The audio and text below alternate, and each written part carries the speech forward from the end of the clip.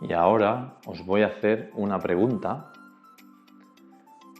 ¿Sabéis qué hizo a nuestro personaje conseguir lo que consiguió? ¿Sabéis qué fue lo que le movió hasta llegar a la cima? ¿No lo sabéis? Pues os lo voy a decir yo.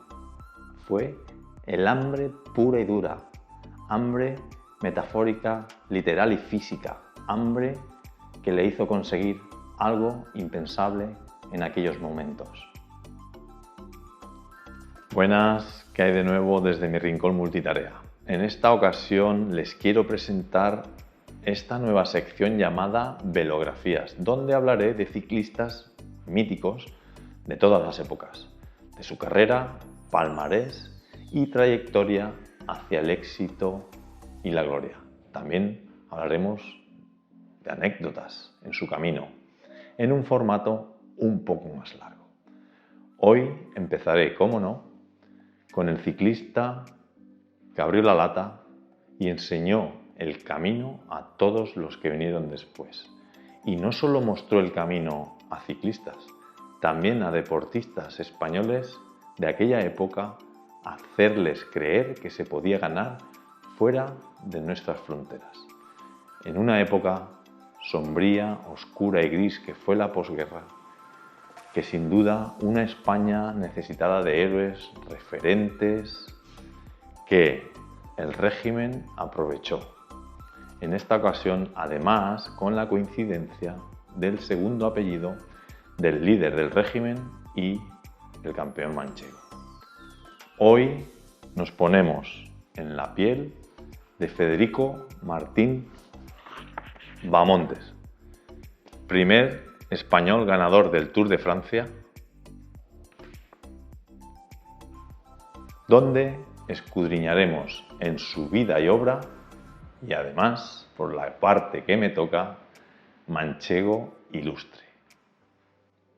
El Águila de Toledo, apodo que se ganó en sus primeras y exitosas participaciones en el Tour, por su estilo prominente, sobre todo cuando la carretera se empinaba.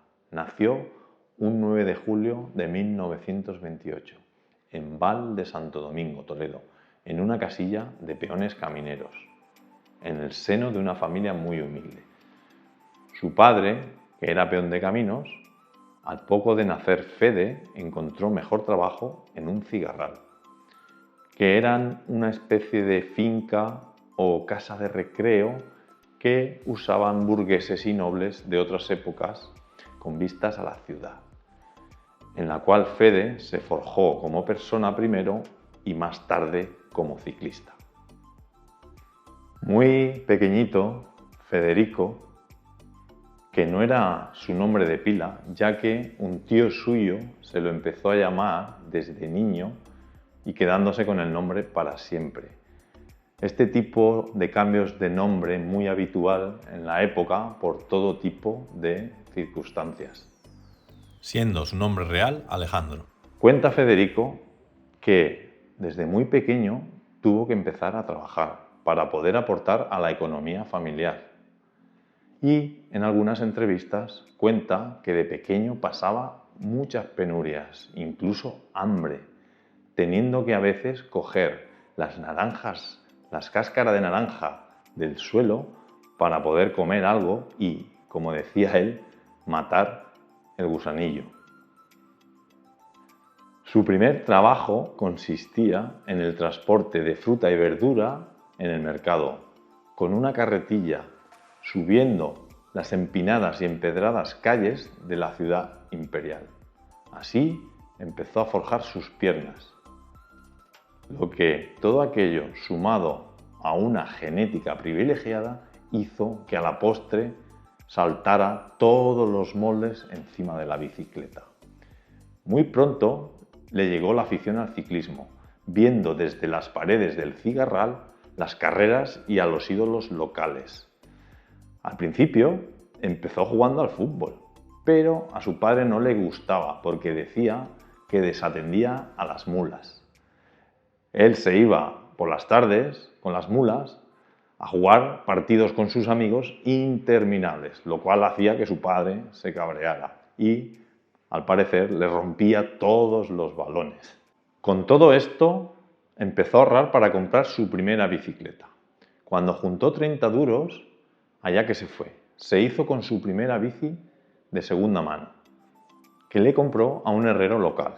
La bici era una bicicleta de paseo sin cambios y sin cubiertas, las cuales tuvo que conseguir en el mercado negro de Extraperlo por mediación de un amigo que tenía un taller. No terminaba de convencer a sus padres con aquella decisión. Sus padres nunca estaban convencidos de que hiciera Extraperlo y mucho menos que fuese ciclista, aunque él les aseguraba que con la combinación de los dos trabajos continuaría aportando a la economía familiar. Sin duda, la combinación de estas dos actividades cimentaron la base y forjaron las piernas de lo que a la postre conseguiría el mito ya Federico Martín Bahamontes. A su primera carrera se apuntó casi por casualidad. Venía de Gálvez, un pueblo a 30 kilómetros de Toledo, y de pronto se encontró con dos amiguetes que iban a participar en una carrera local.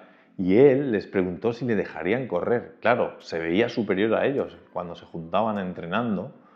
Y aquellos le dijeron, claro, claro, vente con nosotros. Total, que se presentó a su primera carrera y al llegar se dio cuenta que todos iban equipados con rastrales, con cambios, pero a él eso no le frenó. Se apuntó, participó y nada más y nada menos que consiguió la segunda posición, a pesar de una pájara que cogió por no haber comido bien. A partir de ahí se dio cuenta que el ciclismo podía ser una posibilidad bastante seria. A la segunda carrera se presentó sin licencia. Creo que era, si no recuerdo mal, la Madrid-Toledo. Entonces, al llegar y no tener licencia, le dijeron que no podía participar. Aún así, él insistió y por fin le dijeron que podía salir, pero no contaba para la clasificación.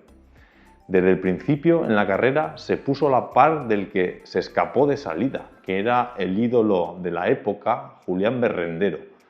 Fueron juntos toda la carrera y Fede a la par de Julián y acabando la carrera junto a él.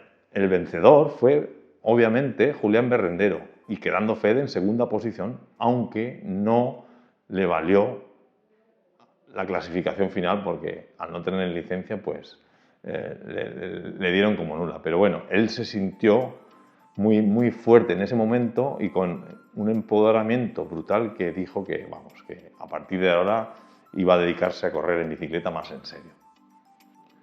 Ya con licencia, pero todavía sin la aprobación de sus padres, cogió y se fue a la Vuelta a Ávila, la cual ganó, se llevó la montaña y consiguió 2 etapas, volviendo a casa con 1.800 pesetas que recogió en los premios.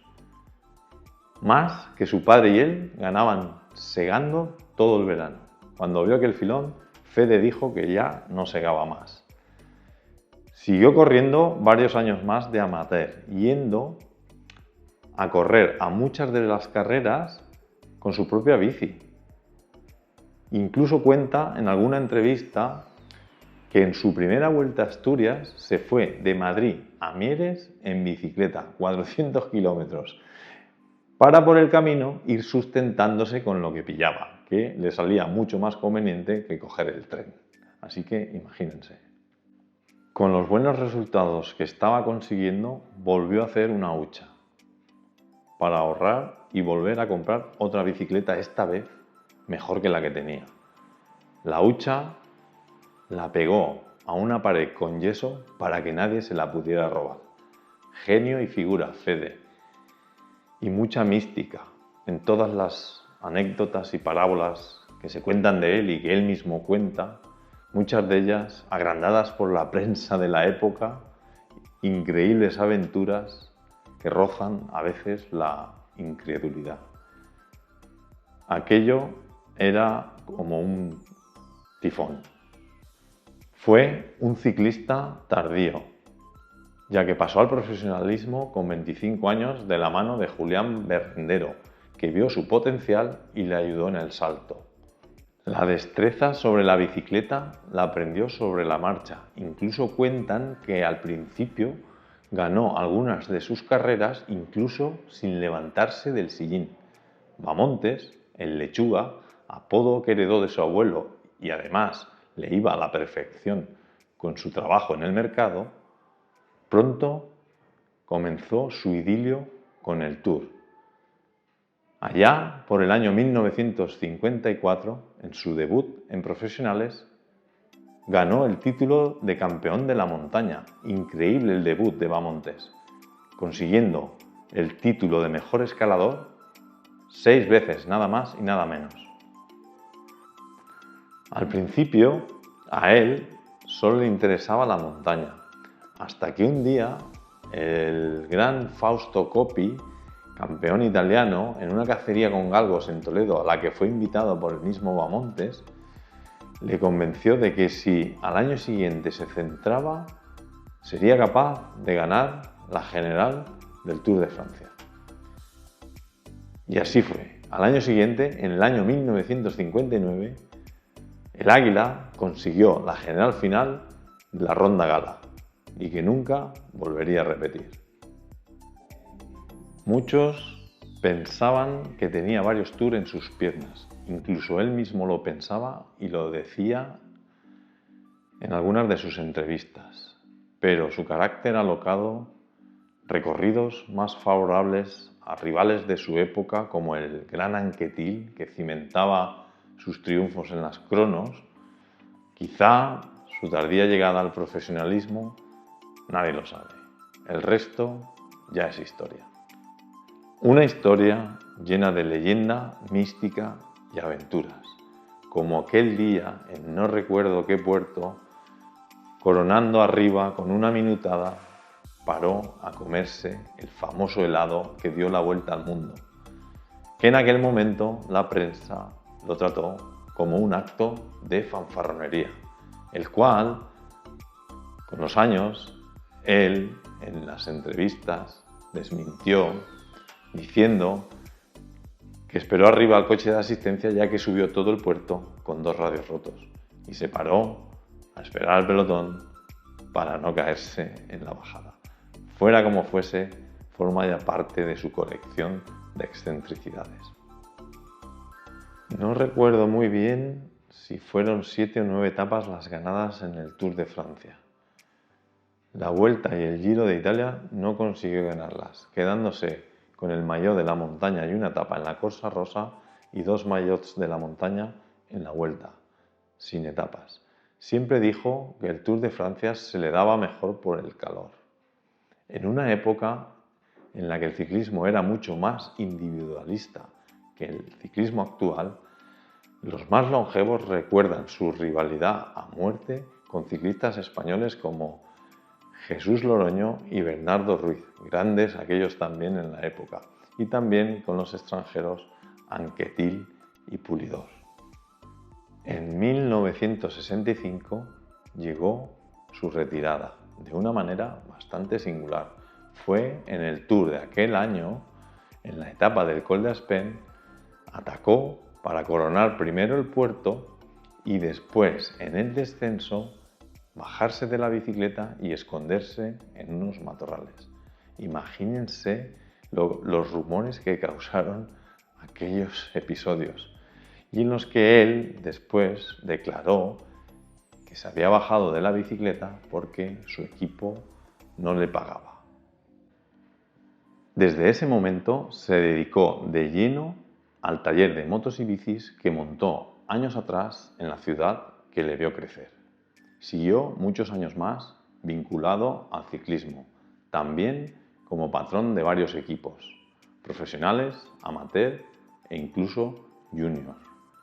En uno de esos equipos, en los que Fede era el patrón y teniendo como director deportivo a Ángel de las Heras, también ciclista profesional toledano, viví en primera persona, cuando venía a veces a vernos, sus enseñanzas y consejos con la sorna que le caracterizaban.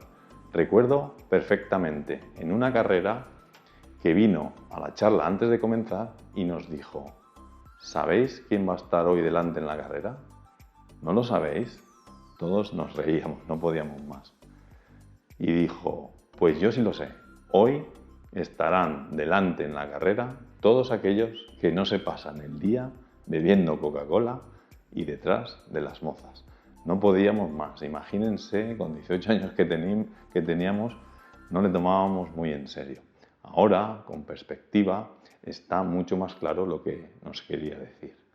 En fin, ya para terminar e ir dando carpetazo a este nuevo episodio, deciros que me lo he pasado muy bien preparando esta velografía, que es la primera de esta serie y en la que nos hemos puesto en la piel de este manchego irrepetible Federico Martín Bamontes, el águila de Toledo. Muchas gracias a todos los que habéis llegado al final de este episodio, es muy importante para mí. Gracias.